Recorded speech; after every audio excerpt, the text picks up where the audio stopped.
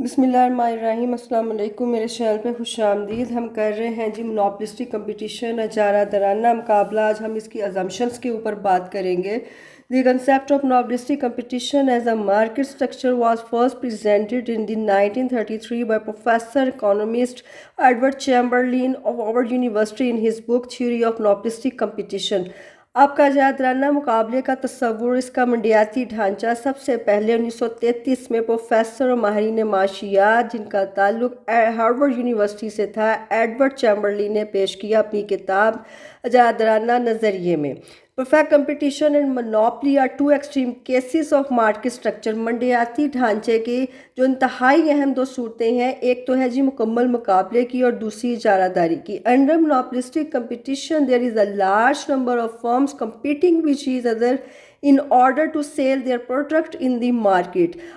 اب کی جو اجارہ مقابلے کے تحت جو ہے نا، بہت ساری فرمز کمپیٹ کرتی ہیں، مقابلہ کرتی ہیں ایک دوسرے سے اور اپنی شے کو مارکیٹ میں فروخت کرتی ہیں۔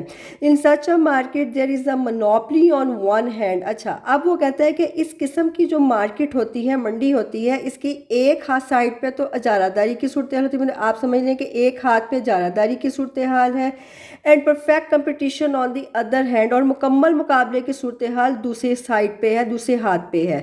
سچ a combination of monopoly and perfect competition is called as monopolistic competition۔ اب اجارہ داری کا اور مکمل مقابلے کا جو مجموعہ ہے یہ کہلاتا ہے اجارہ درانہ مقابلہ۔ It is a case of imperfect competition۔ یہ آپ کا جو کیس ہے، یہ آپ کا معاملہ جو ہے، کیس بنتا ہے نامکمل مقابلے کا۔ دیکھیں، یہ جو امپرفیکٹ کمپٹیشن کی بات ہوئی ہے، میں آپ کو بتاتی چلوں کہ 1933 میں جو آرٹیکل لکھا تھا یہ کمبائن ورک تھا۔ مسز جان رابنسن جن کا تعلق برطانیہ سے تھا اور ایڈورڈ چیمبرلین جن کا تعلق امریکہ سے تھا، انہوں نے کمبائن ورک کیا تھا۔ انہوں نے اس مارکیٹ سٹرکچر کے لیے، ایڈورڈ چیمبرلین نے استعمال کیا اس ماڈل کے لیے منوپولسٹک کمپٹیشن کا لفظ، ٹھیک ہے؟ اور جو آپ ماڈل مسز جان رابنسن نے پیش کیا، انہوں نے استعمال کیا، اس کو کہا the imperfect competition model. Imperfect competition model کیوں کہا؟ کہ جو پرفیکٹ کمپٹیشن ہوتا ہے یہ 5 آپ کا جو ہے وہ assumptions کا مجموعہ ہوتا ہے، جہاں پہ یہ 5 شرائط پوری ہوتی ہیں، منڈی مکمل مقابلے کی ہوتی ہے۔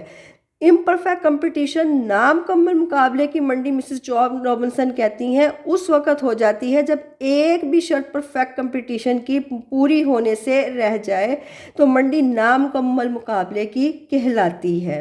اچھا، منوپلی کی جو صورتحال ہے، جو اس نے کہا کہ جو جتنی بھی اشیاء جو ہیں وہ پیش کی جاتی ہیں مارکیٹ میں فروخت کرنے کے لیے، ان کے اندر امتیاز کا عنصر یعنی ڈیفرینشیٹڈ پروڈکٹس ہوتی ہیں۔ یہ تھوڑی سی منی منوپلی کی شکل انہوں نے اختیار کی ہوتی ہے، کیونکہ ہر فرم جو ہے وہ اپنی پروڈکٹ کو لے کے آتی ہے، اپنی جو ہے وہ قیمت جو ہے وہ رکھتی ہے، تھوڑی سی اپنی پسند کی رکھتی ہے منوپولسٹک کمپٹیشن میں۔ آپ کو ٹریک کرنے کے لیے ایڈورٹائزمنٹ کا سہارا لیتی ہے، نئے نئے جو ہے وہ برانڈز لے کے آتی ہے، ان کی پیکنگ فرق کرتی ہے، تو کچھ منی منوپلی کی شکل اس میں آتی ہے۔ اس لیے آپ کا اجارہ درانہ مقابلہ پرفیکٹ کمپٹیشن اور منوپلی کا مجموعہ ہے۔ اچھا، so monopolistic competition is a type of imperfect competition. آپ کا اجارہ درانہ مقابلہ نامکمل مقابلے کی ہی ایک شکل ہے۔ such that there are many producers competing against each other but selling products they are differentiated from one another۔ کہ کئی ایک اجارہ دار یا آپ کے فروختکار جو ہیں وہ مارکیٹ میں آتے ہیں، مقابلہ ایک دوسرے سے کرتے ہیں، اور جو شے فروخت کرتے ہیں وہ امتیاز کی بنیاد پہ کر رہے ہوتے ہیں، اپنی شے میں امتیاز پیدا کیا ہوتا ہے، یعنی فرق پیدا کیا ہوتا ہے۔ اینڈ ناٹ پرفیکٹ سبسٹیچیوٹ، اور یہ جتنی بھی اشیاء مارکیٹ میں فروخت کی جا رہی ہوتی ہیں ایک دوسرے کا مکمل بدل نہیں ہوتی ہیں۔ پرفیکٹ سبسٹیچیوٹ کے لیے اشیاء میں ہوموجینٹی ہونی بہت ضروری ہے، کہ وزن، کوالٹی، حجم، پیکنگ، ہر چیز ہر لحاظ سے شاید ایک جیسی ہو، تب تو وہ پرفیکٹ سبسٹیچیوٹ ہوگی۔ لیکن جتنی فارمز ہیں ان کی جو اشیاء فرق ہوتی ہیں، پیکنگ فرق ہوتی ہے، اس لیے یہ اشیاء ایک دوسرے کا مارکیٹ میں پرفیکٹ سبسٹیچیوٹ تو نہیں، لیکن یہ کلوز سبسٹیچیوٹ ضرور ہو سکتی ہیں۔ اچھا جی، एग्जाम्पल्स ऑफ मोनोपोलिस्टिक कंपटीशन जारदाराना मुकाबले की कुछ मिसालें जो है मैं पेश करती हूँ कि examples of monopolistic competition includes restaurants, clothing stores, hair salons, coffee shops and various shops and various soaps and shampoos producing firms. So many firms compete by offering similar but differentiated products. अब आप देखें जारदाराना मुकाबले में क्या क्या शामिल है। जितने रेस्टोरेंट्स के आप खाने खाते हैं उस शक्ल से तो एक जैसे लगते हैं लेकिन जायके में फ़र्क होते हैं। जितने ब्रांडेड क्लोथ्स आप लें या लोकल ले लें, उनके कपड़े में, उनके डिज़ाइनिंग में, उस कपड़े की क्वालिटी में फ़र्क पाया जाएगा। हेयर सलॉन्स जहाँ पे भी चले जाएं आप बाल कटवाएं, वहाँ की आपकी सर्विस में फ़र्क होगा। वहाँ के जो काटने वाले आपके हैं बाल, वो उनके हाथ के स्टाइल में फ़र्क होगा। कोई अच्छी कटिंग करेगा, कोई नॉर्मल सी कर देगा। कॉफ़ी शॉप जितनी है देखने को तो कॉफ़ी शॉप्स हैं, लेकिन हर शॉप की जो कॉफ़ी है उसके टेस्ट में फ़र्क पाया जाएगा। And various soaps and shampoos, आप मार्केट में जाएं, आप किसी मार्ट में चले जाएं, बे इंतहा सोप पड़े हैं, शैम्पू पड़े हैं, सर्फ पड़े हैं। वो अब आप देखें उन सब के टाइटल फ़र्क है, उनकी पैकिंग फ़र्क है, उनकी खुशबू फ़र्क है, उनके लेबल में फ़र्क है। तो ये जितनी अशिया हैं ये डिफ्रेंशिएटेड प्रोडक्ट्स होती हैं जो compete कर रही होती हैं मोनोपोलिस्टिक कंपटीशन में।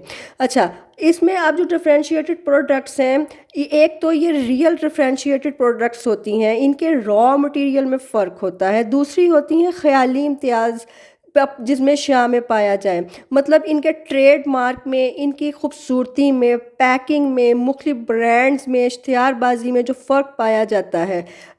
आप याद रखिएगा जब भी आप मोनोपोलिस्टिक कंपटीशन की बात करेंगे उसके अंदर डिफ्रेंशिएटेड का लफ्ज़ जो है वो नुमाया होगा। अशिया तो वो बहुत सारी मार्केट में आएंगी लेकिन तमाम अशिया एक दूसरे से फ़र्क होती हैं, वज़न और क्वालिटी के लिहाज से इनमें इम्तियाज़ पैदा किया होता है। दूसरी बात आप ये याद रखें कि जितनी भी अशिया मार्केट में आती हैं ना, हर फर्म को दो शराइत पे पूरा उतरना होता है। पहली शर्त मोनोपोलिस्टिक कंपटीशन की ये होती है कि वो अपनी अशिया में इम्तियाज़ पैदा करे, यानी डिफ्रेंशिएटेड प्रोडक्ट्स लेके आए।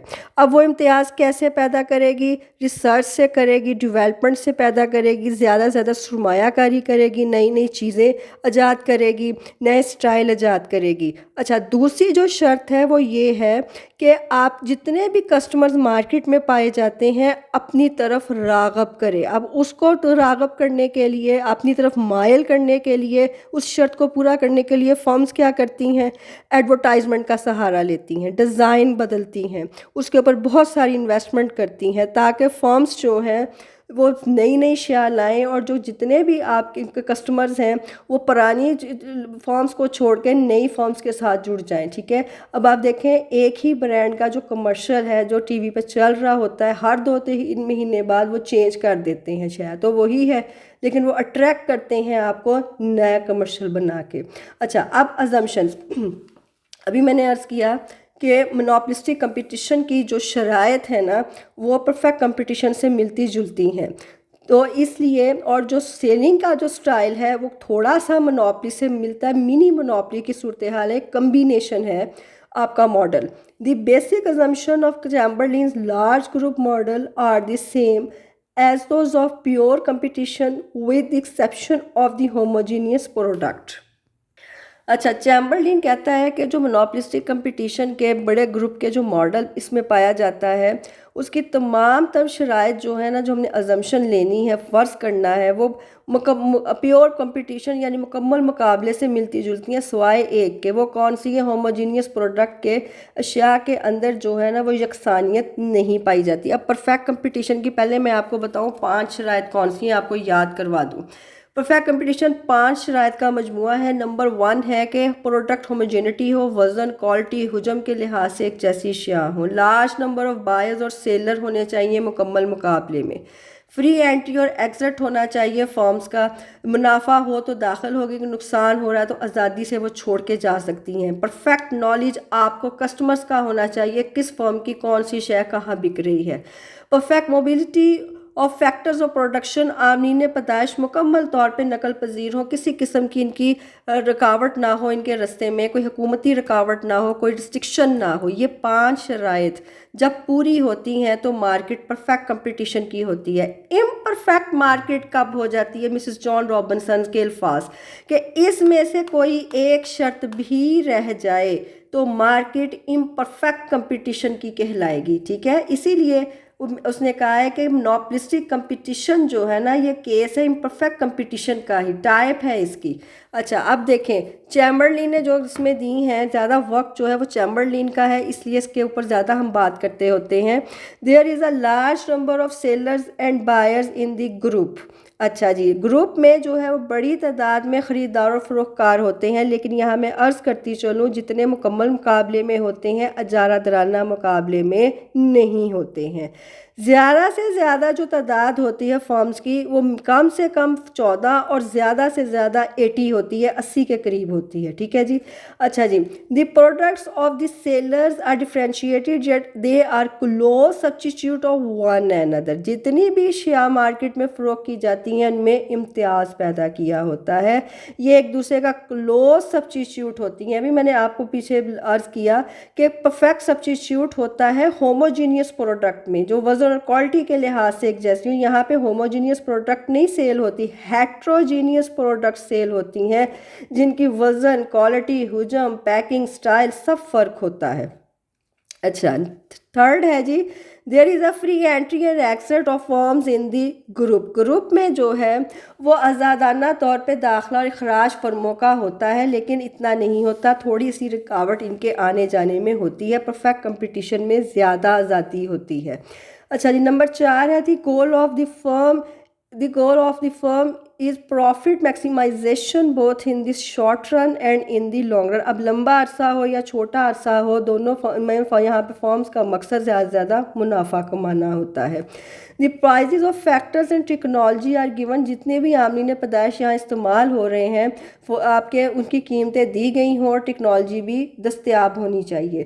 نمبر 6 وہ کہتا ہے کہ دی فارمز assumed، جتنی بھی فارمز ہیں اس میں فرض کیا جاتا ہے to behave as if it knew its demand and cause with certainty، کہ جو آپ کا خط طلب اور مصارف کے خطوط ہیں، جتنی فارمز یہاں پہ کام کر رہی ہیں وہ سب ایک جیسے ہیں، ان میں کوئی فرق نہیں پایا جاتا ہے. جی ہاں، یہاں پہ جو کاسٹ کرو ہے وہ ٹریڈیشنل کاسٹ کروز ہی استعمال ہوں گے، اور جو آپ کا ڈیمانڈ کا کرو ہے یہ نیگیٹو سلوپ کا لیفٹ ٹو رائٹ گرتا ہوا خط ہوگا. لیکن مونوپولسٹک کمپٹیشن میں آپ کا جو ڈیمانڈ کرو ہے یہ مور الاسٹک ہوگا بنسبت مونوپلی کے. مونوپلی میں لیس الاسٹک ہوتا ہے اور مونوپولسٹک کمپٹیشن میں مور الاسٹک ڈیمانڈ کرو استعمال کیا جاتا ہے. ہوتا یہ نیگیٹو سلوپ کا ہے. ٹھیک ہے جی، یہ تھا آج کا لیکچر.